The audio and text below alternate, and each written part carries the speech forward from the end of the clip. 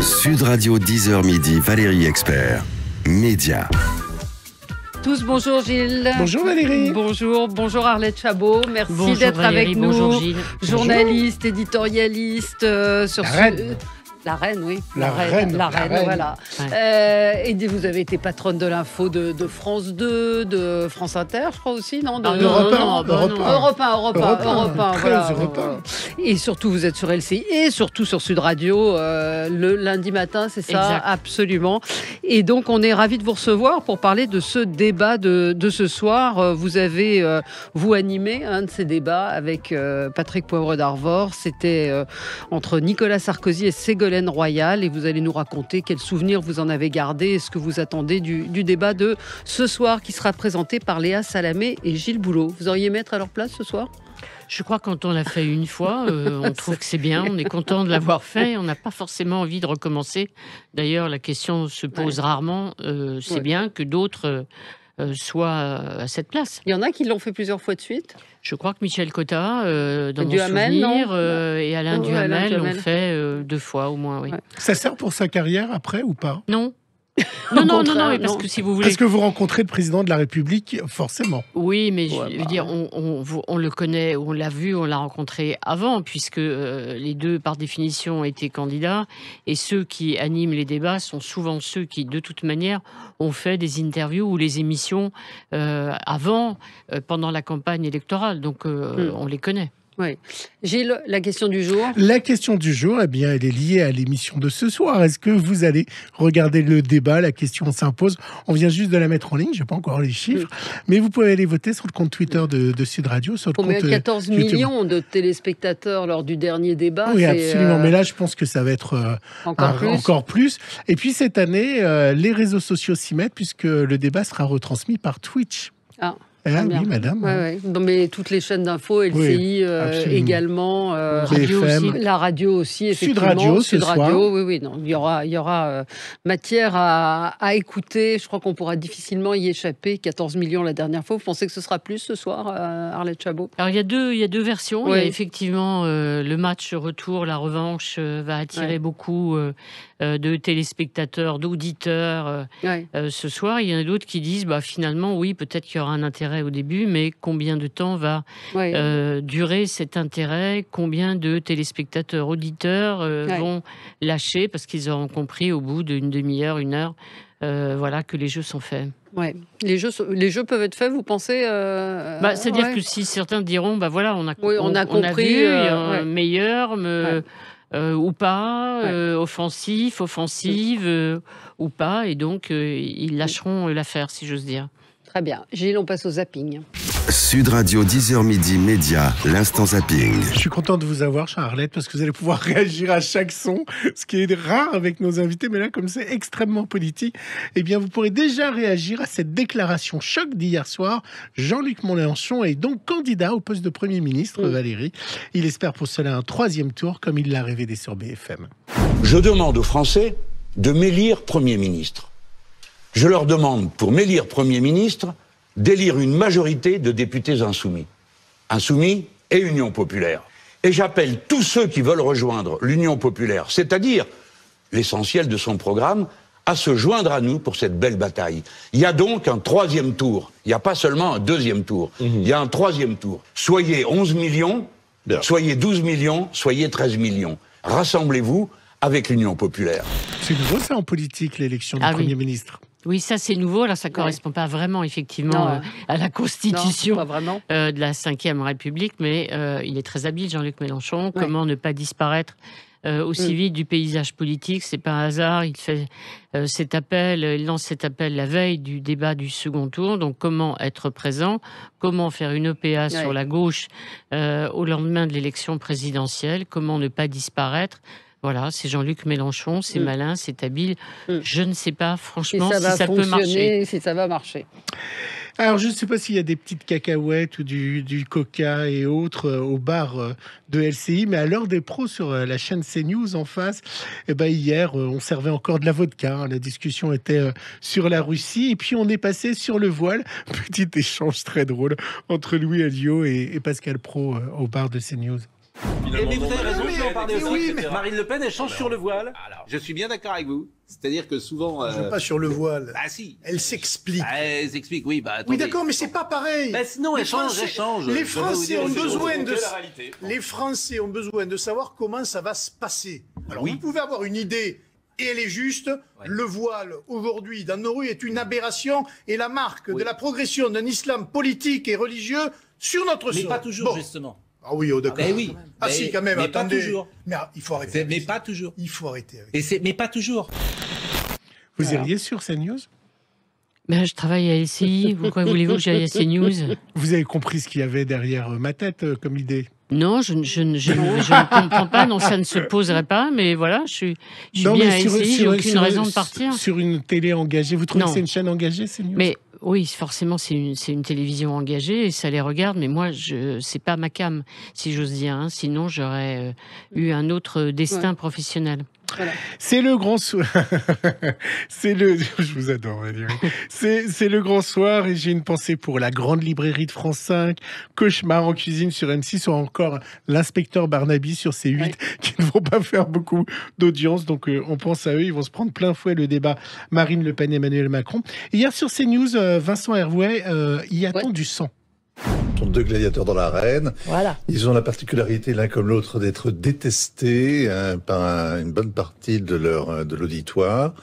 Alors c'est un peu archaïque, moi je trouve cette espèce de duel comme ça. On espère particulièrement des coups bas parce que c'est le match retour quand même. Comme le premier avait été marqué par l'écrasante supériorité d'Emmanuel Macron donc je pense qu'il y a un courant de sympathie qui va. Comme toujours à la télé, quand quelqu'un est humilié, la sympathie de l'auditoire lui est acquise. Et bien là, je pense que Marine Le Pen part avec cet avantage finalement. On espère tous le match retour et que ça saigne. Puis qu'est-ce que vous retenez? C'est ça. Qu'est-ce qu'on retient? Vous êtes très très pervers en fait. Bon, on va parler de tout ça. Il a raison, non? C'est ce que les gens attendent. C'est vendu un peu comme un match de foot. Manque que le popcorn. Oui, mais enfin, quand il dit... c'est très difficile d'abord de savoir ou de prévoir la tonalité d'un débat. Il y a 5 ans, Marine Le Pen avait joué, elle l'a reconnu, elle l'a dit, elle l'a regretté, l'agression, l'agressivité, dès la première phrase. Car au fond, celui ou celle qui commence donne un peu la tonalité de l'échange qui va suivre. Mais c'est vrai que le débat d'il y a 5 ans a été incontestablement beaucoup plus violent que tous les précédents. Et si on revient au premier débat, il y avait des phrases assassines dites sur un ton absolument calme et serein qui faisaient très mal, mais on n'était pas, comme il y a 5 ans, limite de l'invective. Et bien justement, vous me permettez un enchaînement. C'est pour ça que je suis là. Oui, bravo, quel professionnel. Et puisque évidemment, depuis ce matin, toutes les télés nous rappellent le précédent débat, et ça y va de ses extraits, et ça y va de ses analyses. Et BFM, ce matin, montrait ce premier débat. Selon les proches même de Marine Le Pen, c'est à ce moment-là qu'elle a perdu le débat. Ils sont là, ils sont dans les campagnes, dans les villes. Je parlais de votre parti. Ils sont sur les réseaux sociaux. Marine Le Pen voulait défendre ses électeurs. Elle donne plutôt l'image d'une candidate sur la défensive. Mais on parle d'Alstom. Janvier 2015, devant l'Assemblée de Chênes, moi personnellement. Madame Le Pen, vous ne parlez pas du même sujet. Vous parlez d'Alstom et de General Electric. Laissez-moi terminer. Mais nos concitoyens méritent mieux que ça. Devant les banques, à plat ventre. Mais Madame Le Pen, le candidat à plat ventre. Pour être debout, je n'ai pas besoin de salir. Vous devriez faire preuve d'un peu moins d'arrogance. C'était beaucoup dernièrement quand même. En permanence. Ce que vous proposez comme d'habitude, c'est de la poudre de perlimpinpin. Donc voilà par rapport à ce que vous disiez, les différentes invectives. Et pour finir, un peu de musique, Valérie, comme à chaque fois dans ce zapping. Bon là, ça devrait vous plaire. Je vous ai sorti Dutronc père et fils. Est-ce que ça vous va? Oui. Qui était hier en concert. Ils ont démarré leur tournée sous les caméras de BFM. 100 millions de Sud-Américains. Et moi, je suis tout nu dans mon bain avec une fille qui me nettoie. J'y pense et puis j'oublie. C'est la vie, c'est la vie. Vous auriez pu choisir, je retourne ma veste. Voilà, mais c'est pas l'extrait. Trop facile. Trop facile, voilà. Trop facile, et moi, c'est pas l'extrait. Et moi. Vous aimez bien Jacques Dutronc? Oui, j'aime beaucoup Jacques Dutronc. Ouais. Moi, j'aimerais bien aller le voir. Ah, Concert avec son fils. C'est un petit signal pour que je. Arlette Chabot est avec nous. Donc, on vous retrouve sur LCI et sur Sud Radio. Vous avez présenté le 2 mai 2007. Vous avez co-présenté avec Patrick Poivre d'Arvor le débat télévisé du second tour entre Nicolas Sarkozy et Ségolène Royal. Ce soir, c'est un débat qui sera présenté par Léa Salamé et Gilles Boulot, réalisé par Didier Froli. 23 caméras. Vous avez eu 23 confirmation. caméras, oui. Ils seront chacun sur un pupitre. 2,50 m entre les pupitres, 4,50 m entre les animateurs et autres. Et on s'en parlait ce matin hors micro. Ça ressemble au dispositif américain, vous savez, où vous avez les deux candidats et bien derrière les journalistes. Et vous me disiez, mais ça n'a aucun rapport avec les débats américains. Non, les débats à l'américaine sont très différents.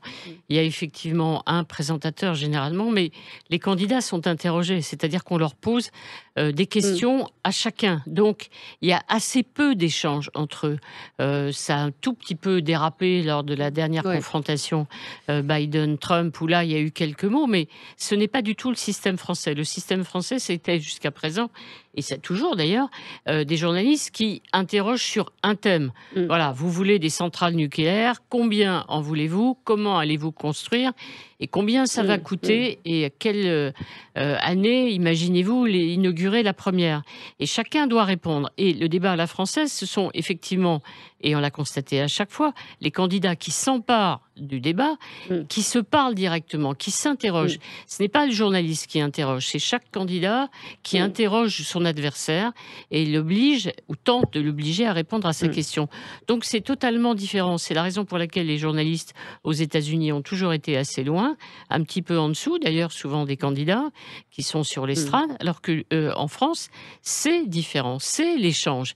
Et si un journaliste, encore une fois, avait l'air d'interroger ou d'essayer de pousser un peu plus loin un candidat et de le faire répondre plus précisément sur un thème, là, il sera accusé souvent de partialité. Donc c'est impossible à faire en France. Donc la forme est totalement différente. C'est quoi le rôle des journalistes alors ce soir, ou celui que vous avez eu, vous aviez dit, je vous ai entendu dire que c'était très frustrant comme exercice. Parce que ce n'est pas vraiment un exercice journalistique, forcément pour cette raison-là. Vous avez des candidats que vous avez interrogés pendant toute la campagne. Et un journaliste pendant une campagne, évidemment, c'est de continuer à interroger le candidat, essayer d'aller plus loin, souligner une contradiction, corriger un chiffre. Bon, là, c'est pas du tout ça. La correction, elle se fait, si j'ose dire, entre eux. Et vous êtes là pour arbitrer, donc égalité de temps, que chacun puisse répondre tranquillement, guillemets à tranquillement, à la question ou au thème que vous avez posé sur la table. Voilà, vous êtes vraiment des arbitres. Et un arbitre, vous le savez, s'il a été pris à partie ou accusé de partialité par l'un des deux, c'est le cauchemar. Voilà, donc c'est impossible. Voilà, c'est à ça que sert un journaliste. Et il doit faire preuve d'autorité simplement quand ça dérape un peu, qu'il parle en même temps et que le débat devient incompréhensible. Et pour respecter les temps de parole. Malgré ça, vous avez eu le trac. On avait reçu Nathalie Saint-Cric il y a quelques jours, qui nous racontait que ça avait été atroce dans les jours précédents, enfin atroce, qu'il y a une vraie tension. Vous aussi, à l'époque, vous l'aviez ressenti? Ah oui, on a une pression énorme parce que finalement, on est associé complètement au débat. Vous voyez, vous n'êtes pas totalement étranger. Évidemment, c'est les candidats, encore une fois, qui sont les vedettes. C'est pas les journalistes, ça paraît évident. Vous savez quel est votre rôle. Et effectivement, la seule crainte réelle, enfin la crainte, d'abord, c'est qu'il y ait un incident. Et jusqu'où va l'incident? Est-ce qu'il peut y avoir un clash en plateau? Ça, c'est effectivement une inquiétude. Bon, voilà, et vous avez le trac, parce que la pression, elle est bien sûr sur les candidats, mais vous êtes dans le film, un peu spectateur, un tout petit peu acteur, et franchement, vous dormez mal. Vous les voyez avant? Non. Enfin, vous les voyez, vous dites bonjour parce que vous êtes bien élevé. Chacun est dans sa loge avec l'entourage politique, avec sa famille, avec ceux qu'il ou qu'elle choisit pour l'accompagner dans ce moment qui est quand même une épreuve. Il y a très peu de monde. Et quand vous arrivez, franchement, que vous allez dans la loge, vous dites bonjour. Bon, franchement, on n'a pas envie de dire « Oh, bonjour, ça me fait plaisir ». Rien. Donc, vous partez très vite. point final. Vous vous installez, vous attendez qu'ils arrivent. Et ils arrivent au dernier moment? Ils arrivent combien de temps avant? Je sais pas, 5 minutes, 6 minutes, 7 minutes avant. Ils se parlent? Dans mon souvenir. Là, c'est glacial? Oui. Peu de souvenirs que j'ai, c'est qu'effectivement, Ségolène Royal est installée 2 minutes 30 avant Nicolas Sarkozy. Il arrive, il se serre la main, il s'installe. C'était tendu, mais il n'y avait pas d'animosité entre eux. Ça, c'est très important. Pour d'autres débats, il y avait vraiment, alors on sentait, ils ont senti, ceux qui l'ont animé, une rancune, ou en tout cas, oui, des relations qui n'étaient pas excellentes. Oui. Est-ce qu'il aurait fallu plus de débats? C'est une question qui peut se poser. Là, on va se manger, pardon de le dire comme ça, mais 2h30, voire 3 heures de débat avec 7 ou 8 thèmes qui ont été choisis. Est-ce que, comme aux États-Unis, pour le coup, il aurait fallu peut-être 2 ou 3 débats? Et puis, est-ce que ce débat n'arrive pas un peu tard? Alors, à chaque fois, on se pose la même question. Vous savez, en France, on adore se poser les questions. Mais on n'y répond pas. Vous voyez, on parle du mode de scrutin le lendemain d'une élection et on dit « Ah, quand même, c'est bizarre, ce mode de scrutin. On va le changer dans le mandat qui vient, puis on ne le fait pas. » Les signatures. Les parrainages, tout ça, ce sont les mêmes questions. Et les débats, c'est pareil. On dit « Oh là là, il a duré 2h40. C'est long. » Tous les sujets n'ont néanmoins pas pu être abordés comme il fallait.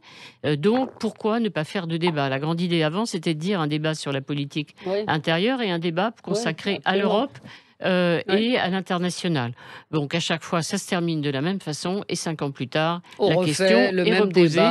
Et les candidats eux-mêmes n'ont souvent pas envie de s'affronter à 2 reprises. Alors moi j'ai plein de petites questions secrètes et idiotes, alors j'y vais. Par rapport aux habits, est-ce que vous vous concertez? C'est-à-dire, est-ce qu'on sait que Ségolène sera en blanc, donc vous pouvez vous mettre en noir? Est-ce que par exemple par rapport au fond d'écran, on vous dit ne mets pas telle ou telle couleur?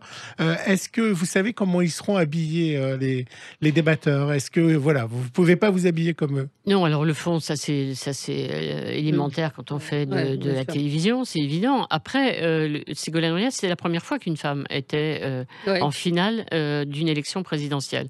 Donc forcément, j'avais demandé à son entourage de quelle couleur, pour pas être la même couleur qu'elle, parce que ça aussi, en plus, on pourrait dire « Ah, t'as vu, elle porte une veste de la même couleur, ça signifie que... » Donc j'avais demandé, effectivement, elle avait une veste foncée, donc j'avais mis une veste claire. Deuxième question, on mange avant ou après? Avant, c'est impossible. Et après, c'est plus possible. Quand même, mais eux, ils ont mangé ou pas? Non, ils n'ont pas mangé du tout. Je ne sais pas, mais je crois pas. Il y a toujours, vous savez, 3 petites choses à grignoter dans le salon, mais je pense que tout le monde est assez tendu. Et puis, il y a eu l'histoire de la clim. Alors, on sait qu'il fera 19 degrés pour tout le monde. Et hier, je vous ai vu sur un plateau de LCI expliquer que chacun avait leur clim, Ségolène Royal et Nicolas Sarkozy. Et Ségolène Royal, comme c'était chaud, son écran est tombé en panne, c'est ça? Voilà, c'est ça. C'est-à-dire que Nicolas Sarkozy ne voulait pas transpirer. Il a tendance à avoir un peu chaud, donc il voulait une clim assez basse, une température assez basse. Et Ségolène Royal avait peur d'avoir froid, donc elle a demandé 22 degrés. Sarkozy voulait 19 et moins peut-être, voilà. Et du coup, il a fallu trouver 2 types de clim. Donc jusqu'à la dernière minute, il y avait quelqu'un en charge de la climatisation qui se baladait avec un thermomètre dans le studio pour vérifier que tout était respecté. Donc c'était important et c'était pas anodin. Et les 22 degrés, quand il y a des machines qui chauffent, effectivement, la machine a chauffé et derrière Ségolène Royal, il y a eu un problème. Et certains ont dit « Oh là là, mais qu'est-ce que c'est un mauvais coup, etc. » Donc tout est effectivement choisi, discuter, négocier la table, évidemment, la hauteur du siège, où on pose ou pas ses papiers, les verres, etc. Bon, en 2007, en tout cas, déjà, il n'y avait pas de plan de coupe, donc ça faisait un sujet de discussion en moins. Ah, il n'y a pas eu plan de coupe? Non, il n'y avait pas de plan de coupe à l'époque, donc la première fois... Ça a été ajouté lors de la dernière fois, c'est ça. Donc, ce qui fait qu'aussi en 2012, quand il y a l'anaphore hollandaise, on ne voit pas le visage et la réaction de Nicolas Sarkozy. Donc ça, c'était un sujet, encore une fois, de négociation qui n'existait pas. Mais la température reste un problème parce que bien sûr, chacun n'a pas le même métabolisme. A peur, effectivement, de paraître fébrile ou inquiet, alors que l'autre se dit si je grelotte, je suis pas bien, quoi. Qui choisit les journalistes? Il y a un consensus aussi, parce que ça a fait débat ces derniers jours, à savoir certains auraient été récusés, certaines plus précisément. Qui les choisit, qui décide? C'est la rédaction? Écoutez, les chaînes proposent toujours des journalistes. Généralement, ça se passe plutôt bien. Au tout début, on allait parfois chercher des journalistes qui n'étaient pas dans des rédactions. Aujourd'hui, ce sont souvent évidemment les journalistes qui ont présenté soit des journaux télévisés et surtout des journalistes qui ont fait et animé les émissions de la campagne. La campagne, les émissions politiques. Je vais vous faire écouter un son, c'est Thierry Thuillier, qui est le patron de l'information de TF1, qui donnait ses conseils et ce petit message à Gilles Boulot. Il a fait un petit message sur les réseaux sociaux, écoutez-le. Alors malgré toutes les contraintes, les conditions, la charte de réalisation, les discussions sur le fond d'écran neutre, etc., je dirais à Gilles, prends du plaisir. Prends du plaisir parce que c'est un moment un peu d'histoire, malgré tout, d'histoire politique. Chaque débat, chaque rendez-vous de ce type marque l'histoire de la Ve République. Et quelque part, Gilles, il va y participer. Et quand on est journaliste, c'est un moment rare, quasi unique dans une carrière. Donc, qu'ils prennent du plaisir, et s'ils prennent du plaisir, alors nous en régie on en prendra, puisqu'on sera en régie, et les téléspectateurs aussi, et on atteindra notre objectif qui est quand même que chacun se fasse une opinion pour choisir le dimanche 24 avril. Prendre du plaisir, c'est possible? Alors je suis d'accord avec Thierry quand il dit on participe à un moment d'histoire de la Ve République, c'est tout à fait juste. Prendre du plaisir, je ne crois pas que aucun de ceux qui animaient ces débats ait pris du plaisir. Donc, vous savez, chaque fois, ceux qui animent prennent appel, ceux qui ont fait les débats précédents en disant comment ça s'est passé, qu'est-ce que tu en penses, qu'est-ce que je dois faire ou pas faire. Bon, moi, je me souviens, j'avais demandé à Michel Cotta, qui en a animé plusieurs. Elle m'avait dit, écoute, tu es là, c'est bien. Voilà, c'est formidable, c'est un moment intéressant, mais franchement, c'est quand même très très dur et c'est très frustrant. Sur le plateau, vous êtes tout seul ou ils peuvent avoir des conseillers, regarder? Bon là, ils pourront pas, parce qu'en chant et contre-chant, il y aura les journalistes. Mais est-ce que il y a du monde autour de vous? Non, il y a absolument personne. Tout le monde est en régie. Le réalisateur, les conseillers de chaque candidat, les patrons de chaîne. Vous êtes reliés à une oreillette pour vous dire attention, temps de parole, méfie-toi ou changer de thème parce que là on n'en peut plus. Il faut qu'ils avancent.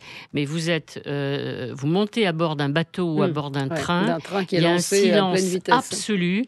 Et quand, effectivement, vous savez, je dis toujours, il y a des silences plus profonds, plus silencieux que de silence. Voilà, ils sont différents. Et là, vous embarquez, vous montez sur un bateau, vous montez dans un train, ça démarre et vous demandez dans quel état vous allez arriver, mais vous êtes seul au monde, vous avez l'impression d'être sur une autre planète. Vous allez regarder le débat évidemment ce soir, vous serez sur LCI pour débriefer? Non, je serai un peu avant et je serai demain. Voilà. Demain et moi j'avais juste une dernière question, être à côté de PPDA, on n'avait pas peur d'être potiche? Ils ne voulaient pas prendre le lead? Non, c'était très bien, très bien réparti les choses, mais c'est vrai que il y a un moment où parfois vous lâchez un peu prise parce que les candidats s'emparent tellement de ce qui est leur affaire, leur moment, que vous pouvez vous dire bon tant pis, j'assume, je suis là, c'est bien, potiche, tant pis. Ce sera le mot de la fin.